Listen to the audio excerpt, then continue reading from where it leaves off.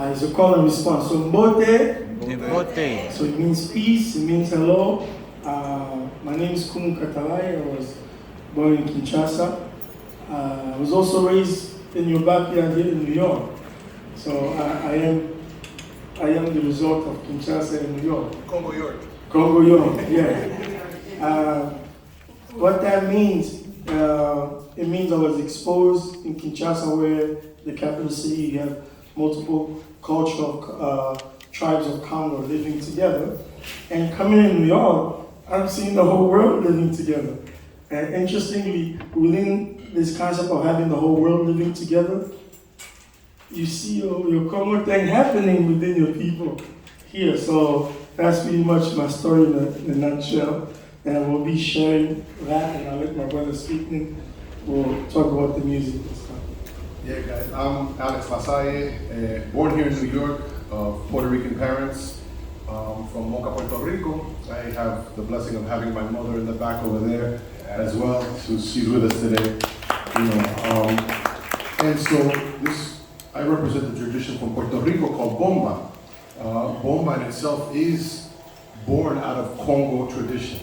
And in fact, most of Puerto Rican culture, you hear there's a heavy Congo influence in Puerto Rico. So my life basically was dedicated, I'm initiated as well into a Congo tradition, basically my whole life, and raised within a Congo tradition from the Americas, from Cuba particularly, the Mayombe tradition. So in that tradition, I'm what they call a Tatankisi Malongo. So it's father of medicines, right? And of nature. And so I was raised in these traditions my whole life. And Bomba is just one of those parts, right, that really exemplifies the African tradition within Puerto Rico, particularly the Congo tradition. So I'm super excited. To me, this is like Christmas Day, that I'm here compartiendo with a brother.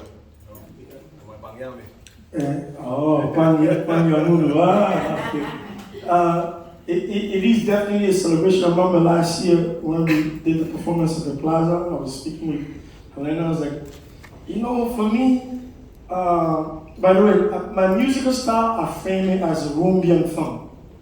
The rumba within my funk. Being a young person from Congo, I realized I watched the Ali Forum in the '74, the festival that happened in Congo. I watched that tape like 200 times. When I realized, I saw the influence of what that moment had in Congolese music as well. So it was like for another first or few times Congolese people were able to see people who look like them, but among the highest performer in the world. So what it did, it revolutionized Congolese music. If you hear the Congolese music of the 70s and the bands that started to bring out of it, and the style, the inclusion of what they saw, the impact of that changed Kinshasa, specifically where I was. And I started to notice it. I'm like, I'm in America and I have access to all these people all the time. Like if I want to go see jazz, I go to the corners over there. If I want to go see Bomba, I go over there. If I want to see Dominican music, and I grew up in Washington Heights, you get up, be like, you get it. Like I'm in a place where my people witness to see their own people coming back to them. And I'm in where all that's happening. So it made sense for me to become a liaison again in a modern context of what I know from Congo and what I realized that the Congo that came here, how to reunify that. So the only concept I could come out of that was called Rumbian funk. The rumba within my funk.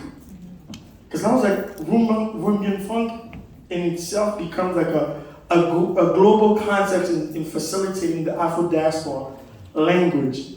Like I know when I see my people doing what they do, like you see, he said Tatakisi. Today in Congo, when they hear Kisi, they'll be like, what do you mean? But I'm like, something got lost in translation. can we be the facilitator of that? So multifold is almost like, I want within my music a Congolese person not only to see their traditional music, not only to see the Afro diaspora music of the Negro spiritual, to also see the Afro, Caribbean ways of how they preserve the African culture for these centuries and package all that and then shoot it back to the Congo. So that's what I'm doing with my music. So it's like, I'm taking your expressions, I'm taking who you are that I've witnessed because I saw myself in you. Me witnessing all that. I gather all that and I look on the other side. And the difference I started to see is what? Okay. The clave that I hear in Afro-Caribbean and I hear in Black American, to me, this is me just observing. I'm not an ethnomusicologist. This is me, a child of Congo, wondering, like, so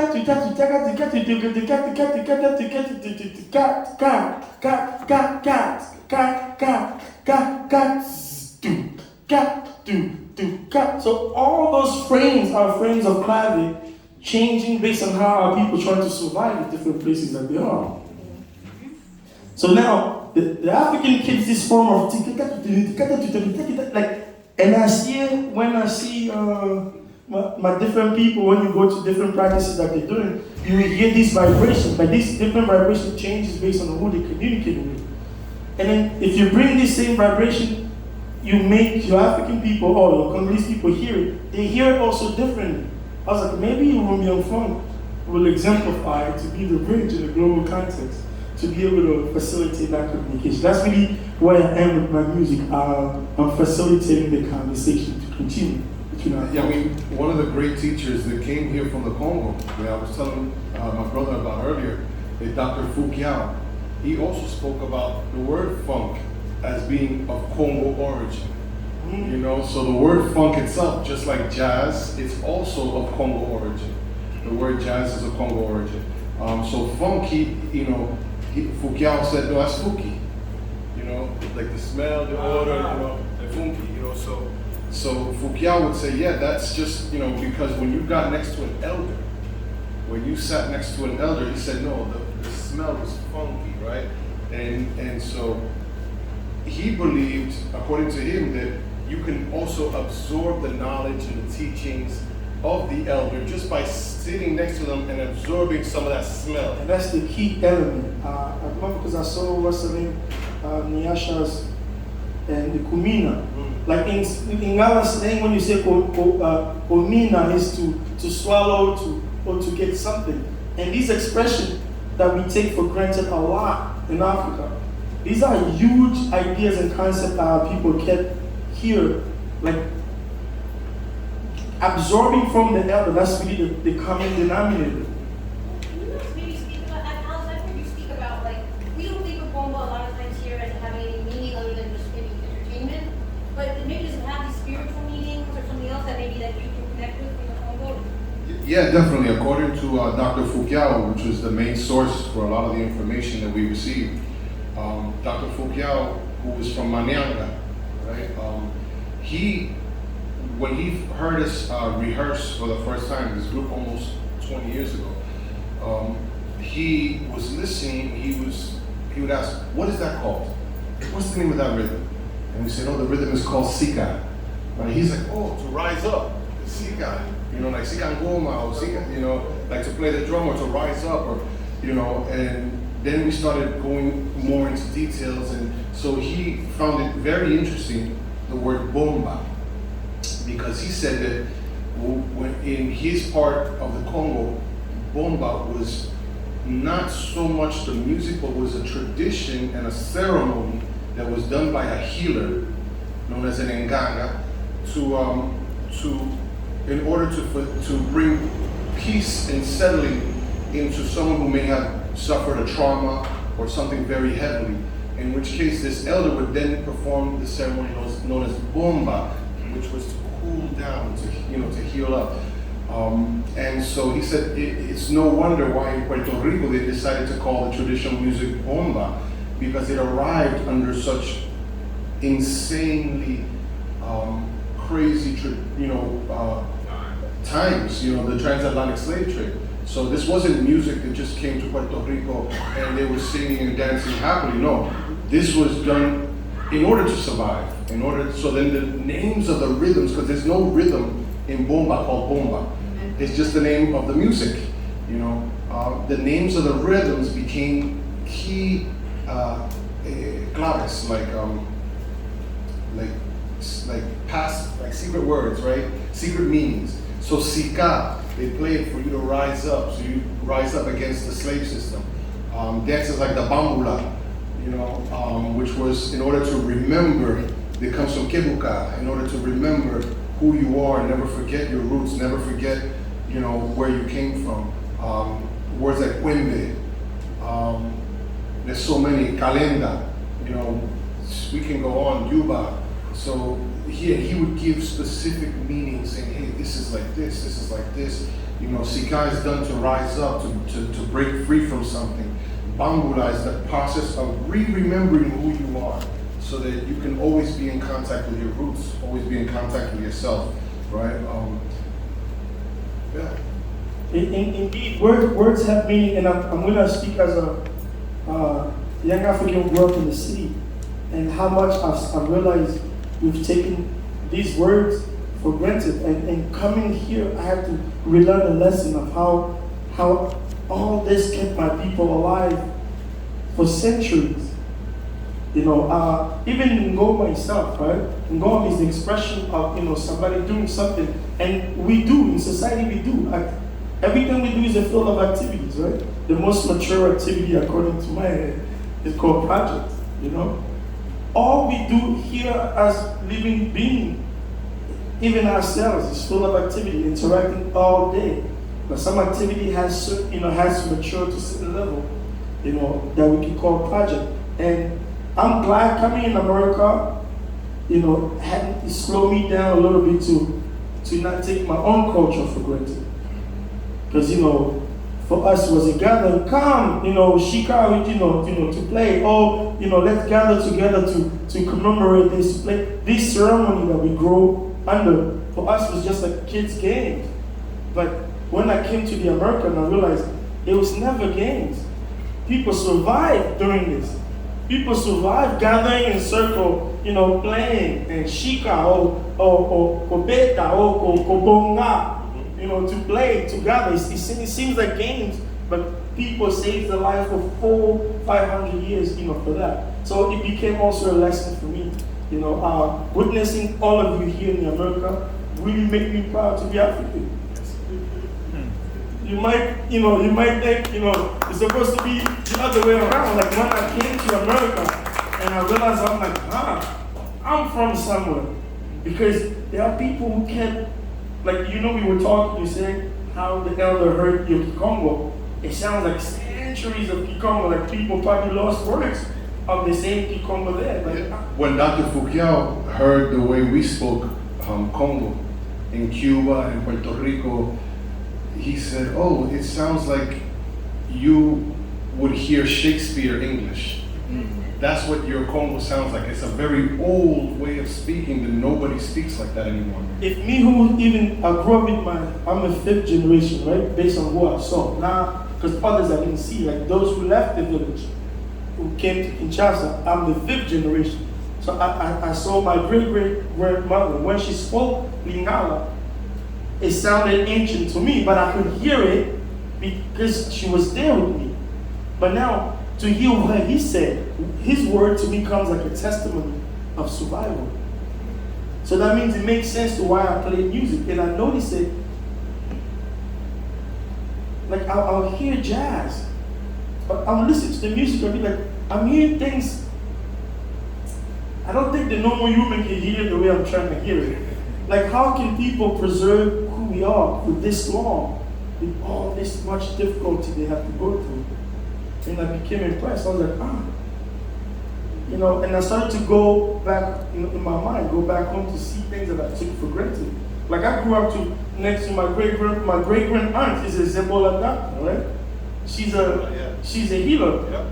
Like, drum ceremony happened to our home almost every day. All the time. And that's what Bomba was for us. Bomba was a healing circle, right? It was our way of being able to gather and express what was going on in our lives, but also the most important part of Bomba was the fact that it was used in order to plan uprisings, in order to escape systemic slavery and everything else that was going on at the time, and move towards living a life of freedom. So the majority of the original people who were playing Bomba in Puerto Rico would use it in order to send messages, so much so that we don't even realize that we have cell phones in our pocket. We have telephones. The telephone comes from what? It comes from the Morse code originally, and it was the original lines were sent through using Morse code. Well, Samuel Morse, who supposedly invented the Morse code, in his own autobiography, his own documents that he wrote about his life, the very first telegraph that he put up was from one plantation in Puerto Rico, in the town of Arroyo, to another plantation. And his influence, the reason the way he came up with the Morse code was he was listening to enslaved Africans of Congo descent drumming on the plantation, and he came up with Morse code. Listening to, in his own memoirs he writes this. So we have things today that we use that people won't even associate with Congo. But Congo, in my opinion, as someone who was raised in these traditions, who's a practitioner of traditional Congo healing arts in the Americas, who has sat and studied with people like Simon Mboki, Dr. Fukiao, who was our elder and mentor here, and with other elders, we see that these were just extensions of Congo. What we have here, Bomba, Rumba, Guaguancó, Cumbia, Samba, these are all extensions of Congo in the Americas. The food that we eat, like if you think about MOFONGO in Puerto Rico, if you think about Mangu in the Dominican Republic, these are again extensions. Gumbo in Puerto Rico we call okra, we say gingambo. In Cuba they say kimbombo. And these are also descendants of Congo words in the Americas. So the cool, these are verbs and yes, or expression of being kingambo. So these, to us, I'm going to give you an example of my godfather, my elder who initiated me. For him, the word Congo was much more than just a people and a place. When you mentioned Congo, it was as if you were mentioning heaven, right? To him, Congo, the word Congo meant much more than just a people or a place. My godfather would say that Congo was heaven. That's the place that we all return to as initiates when we die. I would think so, because as a young African, if I didn't witness what I witnessed here, I would take Africa for granted for a long time. Because Congo has everything you need, as a society, as human, as trees, everything you need to survive, to be, and to be happy. I can bring it back to the music. It comes down, like, I personally play the music because of the healing. I witnessed a lot as far as my people. I'm not a victim, to be frank.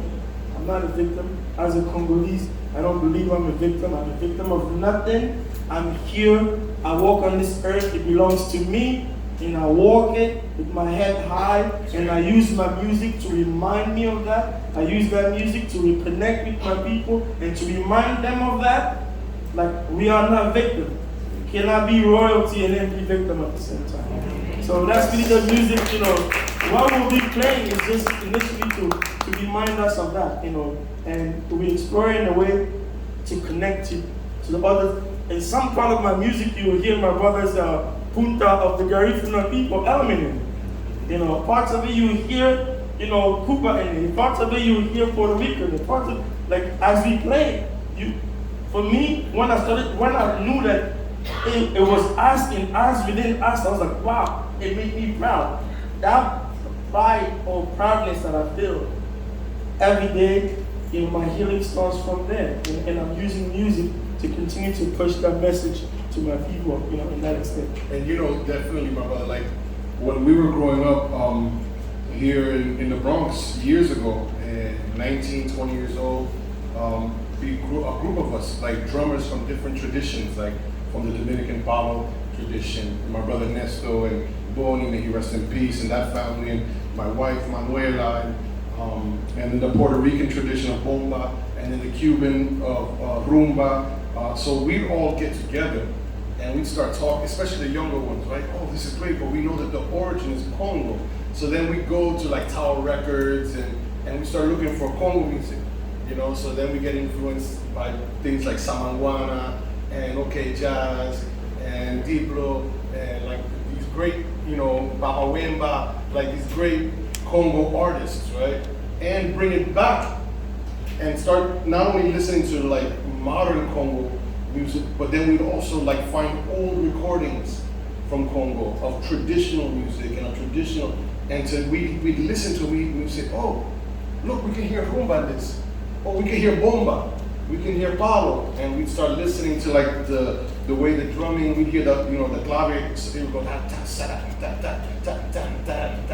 and then we'd hear the clave, or we'd hear the other side of the clave, we'd hear what we call a Congo clave. In Puerto Rico, we have what we call a Congo clave, and that's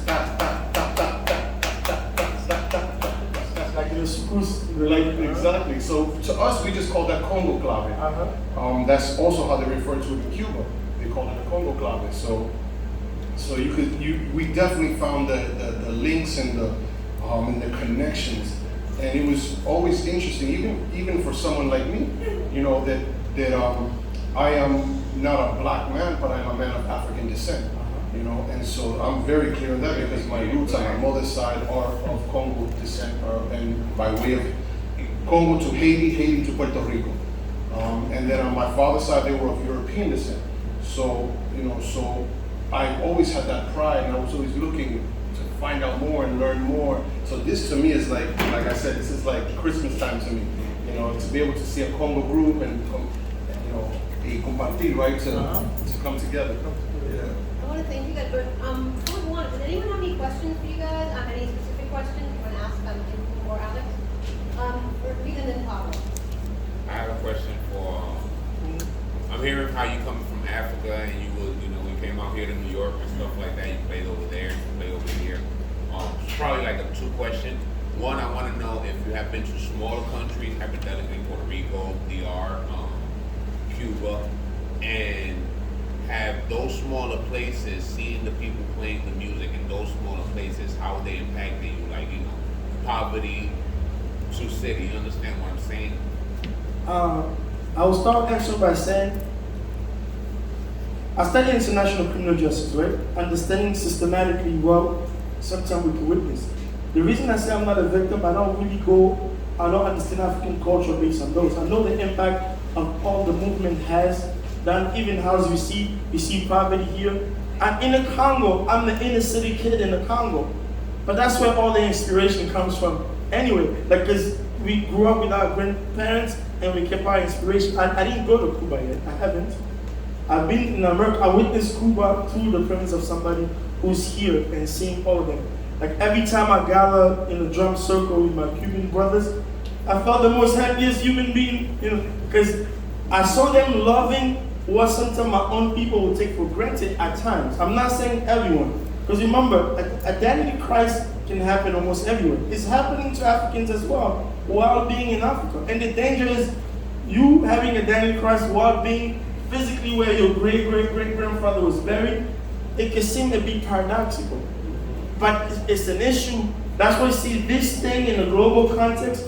Like, people in Congo need to sit and witness this conversation that can happen in New York, for them to know that you can enter a subway train in New York City and be around all these people of African roots from different parts, not just literally Africa, but they are in the diaspora. Papa remember saying, the first time I came across the word slavery I was in second grade in the song Papa Wemba sang, it's called Slav. He was saying the story of our brothers and sisters who were taken to Caribbean. I was like, I like the song, and I heard that story for the first time.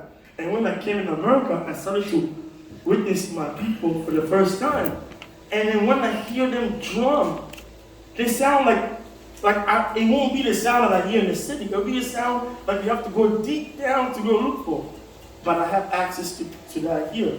So technically today, if we have to take it into one context, every time we gather, music is what brings us together. Music is what we utilize for our healing, for our communication. The sound of the drum is like all that we're doing here, we're repeating what our elder did centuries after century. And the best thing to come out of this is to never lose that routine. Because if when all hopes are gone, you can have that drum. If you can't hear it from somebody playing it, you can create it from the earth and you connect to your heartbeat. It goes from there. Kompa, Kundupa.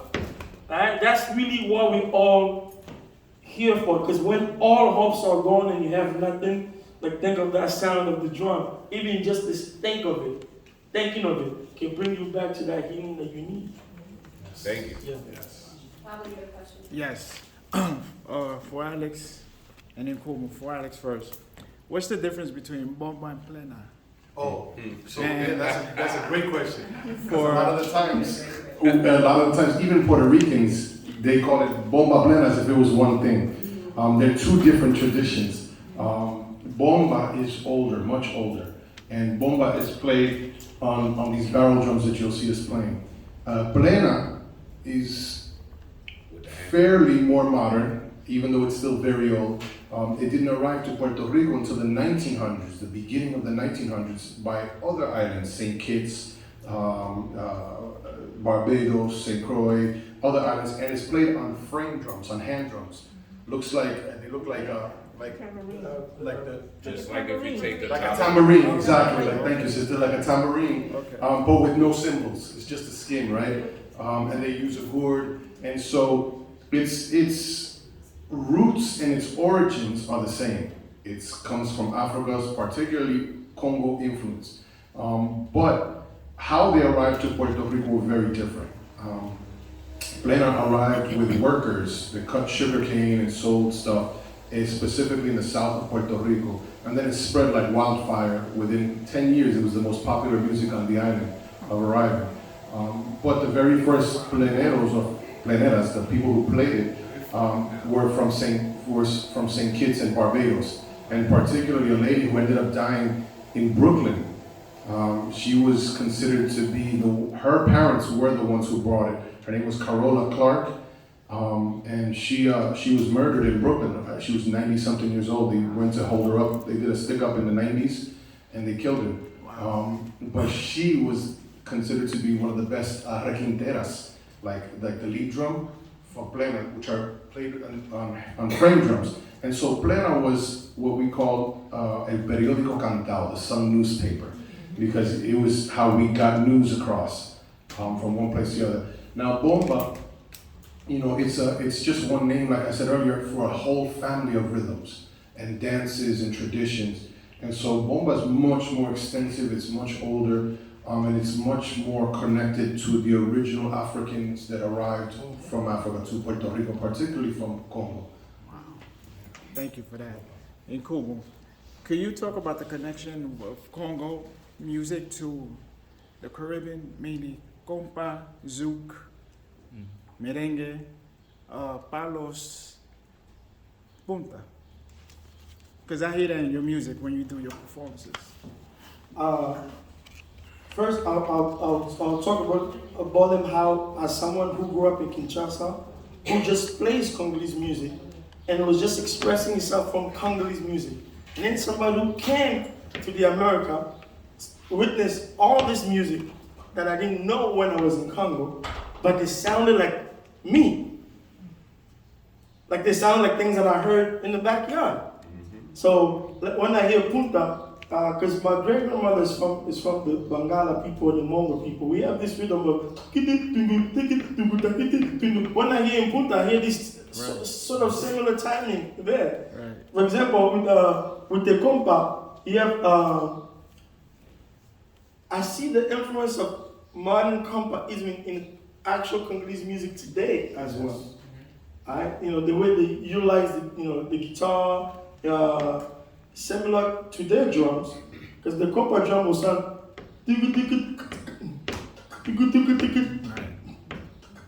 So you'll find some of these things among the Bakongo drumming, among the Bayombe drumming. You'll find it among the let me see. Like you find some of these traditional, like these are traditional drum we used to hear, because in Kinshasa, I'm in Mongala, but next door it might be a Muyombo person who lives there. So all these different tribes live there. Growing up in Kinshasa, you'll be walking in one neighborhood, you have this traditional group that plays the Mongo rhythm, but you walk a couple of blocks, this traditional group that plays the Yombe style. You work in another neighborhood, there'll be this Bayuda style. So they didn't bring us to school to study what this is. We just grew up listening to it as we go everywhere. So when I started to realize when I get to America, I started to hear these different rhythms in different styles of music. You will hear aspect of it in Dominican music, you hear aspect of it in Haitian music, you hear aspect of it in Martinique, you hear aspect of it. So you just started to me as a kid who grew up in Kinshasa, it's like, that reminds me of, when I was in that corner on that day, I heard this. This reminds me of that. You see how it came to me? Not all the time I had names for it, but just because I grew up listening to it, I'd be like, wow, that reminded me of, I remember when I was in second grade, we went to see this group here, and we saw that group, but here they sound like that.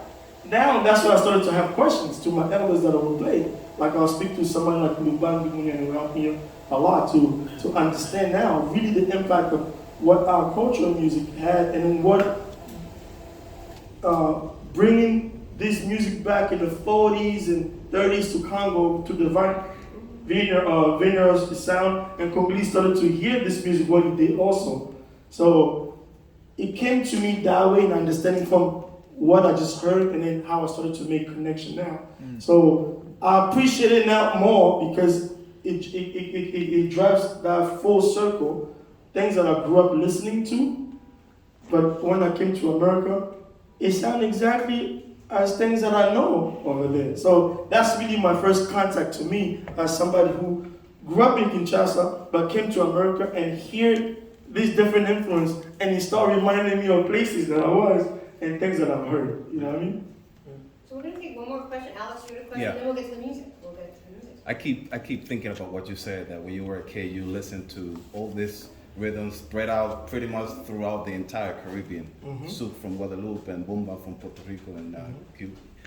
But as the descendants, of the ancestors, in your opinion, what can we do to connect more to the motherland and to this rhythm, musically and spiritually? What can we do in the diaspora to honor the ancestors, to be more connected to Africa, to Congo, to the Bantu people in the motherland? The work we have to do is a lot, right? And that's what I thought in the global context. Me personally, even coining the words like Rumbian funk, I'm actually honoring what I saw in the diaspora, and then bringing the connection of that to Congo. Like my style is called Rumbian funk, the rumba within my funk. I didn't call it sukus, right? But I call it names that I saw in the America expressing itself in Africa. So there's many things we have to bring clear. We have to bring conversation like this in the global context, of course, facilitating the language among ourselves so we can hear what's the story. Because some of the stories, in Kinshasa, I didn't hear the stories. It might be the case of a young Congolese right now who have not come across the story. He probably know about salsa, but he doesn't know the story behind salsa. Yeah. So we have to set up many things in a systematic base, where conversations like this, would they just stop in New York? How can we convert a conversation like this to be something somebody can have access to in the Congo, in a language where it's easier for them? It can start in English and converting it to language people can have access, because people do not have access. They have access in a sort of in methodology. Meaning the music went there, they're hearing it, but they don't know the story, behind the music. So we gotta get the story behind the music to come across. And we know, given this the economical situation, not everybody's going to the university. So that means we have to be behind your cultural to support.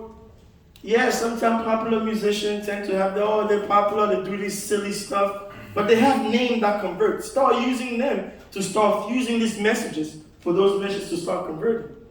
Bringing them in featurings with, young Africans who have names. Behind that, curate very specific way to start approaching the youth. Because we have to simplify the language first. These stories are very complex stories, but the music is making it easy. But it's not getting across yet to everyone. So we have to find that route. Today, the global context is happening. You see what's happening in Afro, what is it called? Afro beats. Right. It's coming across. But I need, folks to study behind when such influence is crossing over.